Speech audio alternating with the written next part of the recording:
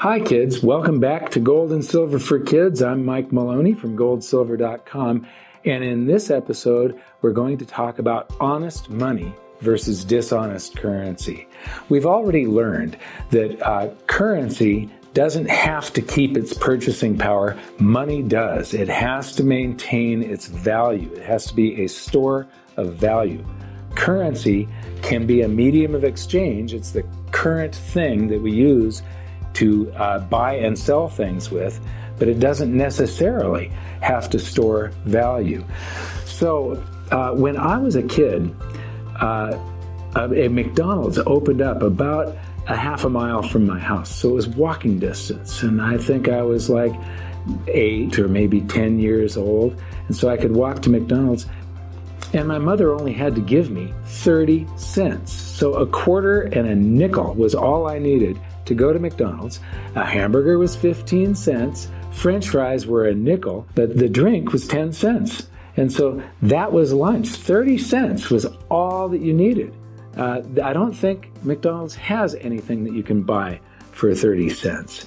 And so the loss in purchasing power, why does the hamburger now cost a few bucks instead of just 15 cents?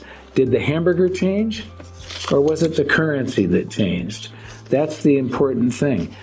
When we were using money, which is back before 1934, we still used money in circulation. These gold coins were in circulation then. And it only took one of these to buy one of these. Then we just started using these. Now it takes 100 of these to buy one of these. Did this change? Or was it this that changed? They keep on creating more and more and more of these. The more they create, the less they're worth.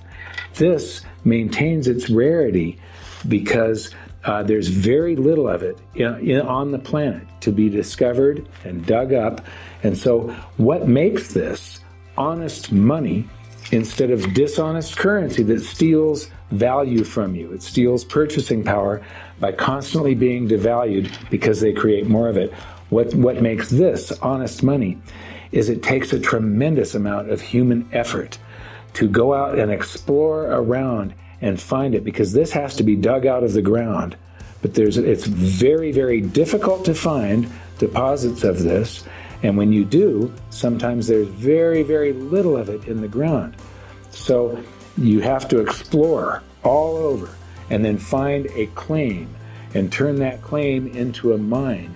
And you have to dig up a bunch of ore, and you have to move about 30 tons of dirt to get one of these. So 30 tons of dirt has to be dug up and processed, and that ore has to be refined. And out of 30 tons, you get this coin.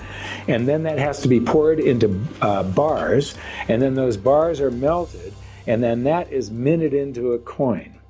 So there's a lot of work, and there's a lot of rarity. The supply of this doesn't change very much. It goes up very, very slowly.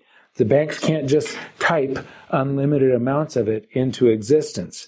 This is something that is naturally limited because of how rare it is on the planet.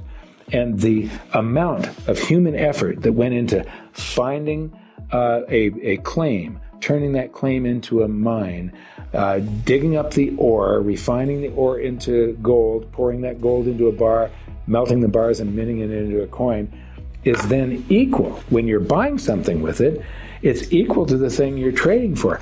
If you wanted to buy a house and you save up for a big stack of these coins, this is a small stack, but a big stack of these coins, the amount of labor and human effort that went into that is equal to the amount of effort that it takes to chop down a bunch of trees and to dig up a bunch of dirt and turn it into cement, and dig up some more dirt and turn that into the copper for the copper wiring and plumbing to build a house, and all of the labor of all the guys that are going to hammer that house together and build that house. That stack of coins has the same amount of work put into it, the same amount of work that your parents or you in the future would put into being able to buy these coins equals the same amount of work it took to build that house. It's a fair trade all the way across. Nobody is getting cheated. But do your own thinking, come up with your own opinions, and try to be the best person that you can be. And part of that is making sure that you don't cheat other people. I want to thank you for watching this episode. We'll see you in the next episode of Gold and Silver for Kids.